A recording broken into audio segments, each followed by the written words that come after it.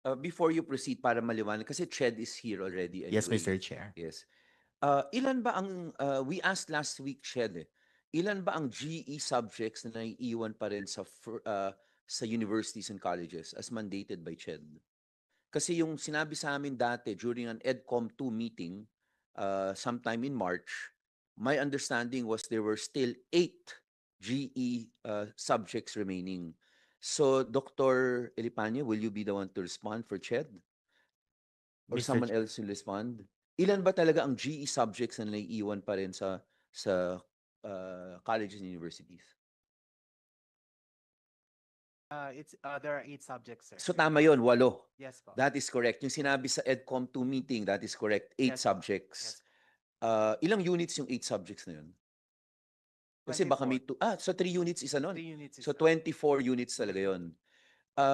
Asek, when you say that you have aligned it title-wise lang? Or Pati kasi content 5 yung set. inyo Yes, Mr. Eh, Chair. 8 yung kanila. So may 3 hindi nyo inadopt. If I may continue, Yes, Mr. yes. Chair, yung susunod po na slide will address the other 3. Okay. So for the 3 other GE courses, which are Art Appreciation, the Contemporary World, and Ethics, the recommendation is for CHED to remove these 3 GE courses because they can be mapped against the basic education curriculum. For example, Art Appreciation can be mapped in basic education arts subject, learning area.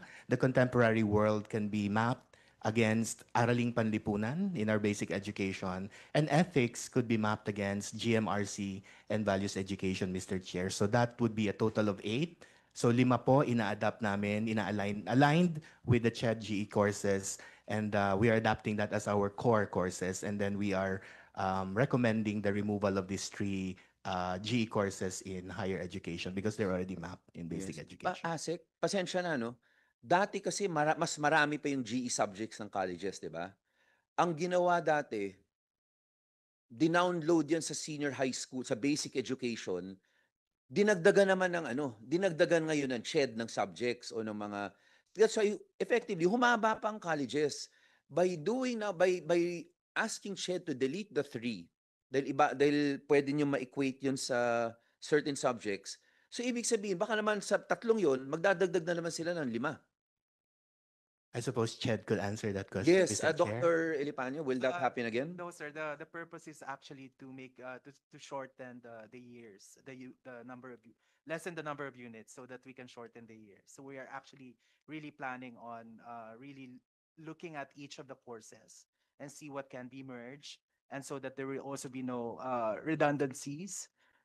We are working on lessening the number of units. Yes. So, Dr. Levy, para sure lang ako. Dati kasi ang daming GE subjects talaga before 11 and 12 was introduced. Naghanap sila ng subject sa 11 and 12. Hindi ko naman alam kung eksakto sa GE, pero nangyari, nagbawas nga ng GE subjects, pero the colleges and universities, through their technical panels, started adding subjects. In this case, will that happen again? Itong 3 GE subjects na sinasabi na okay na to kasi covered na siya ng arts, araling panlipunan, GMRC, and values ng basic education. Pag tinanggal yung 9 units to, no, sa colleges, mangyayari ba? No. Magdadagdag ang technical panel ulit or ang colleges ng at least 9? Hindi naman. Definitely hindi po, sir. Definitely hindi. So magbabawas talaga ng 9 subjects doon, na 9 units. Yes. Walang substitution doon, walang replacement. Wala. Kasi Yes. nagre-reframing po ngayon. So Sige. talagang we will make sure hindi siya madadagdag. Sige. Yung 5 na Asik, Jamie, when you say you will download, ano ibig sabihin? You will copy.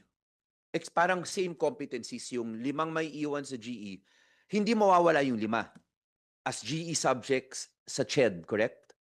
Dr. Levy? Yung 5 yun, retained yung 5 GE. Yes po. So, imi-mirror lang ng DepEd sa 11 and 12. Retitled, competencies will be almost similar or similar.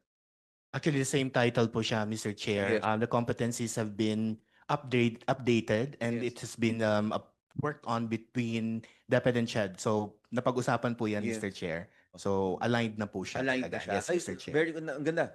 Then, Dr. Levy, since aligned na yung 5, if a college or university has advanced placement examinations, they can take that and if they pass that, makikredit Yes. yung 5 yun. Yes. Yes, so that will be 15 units In fact, mas maganda pa din may tatlong nawala na. Yes po.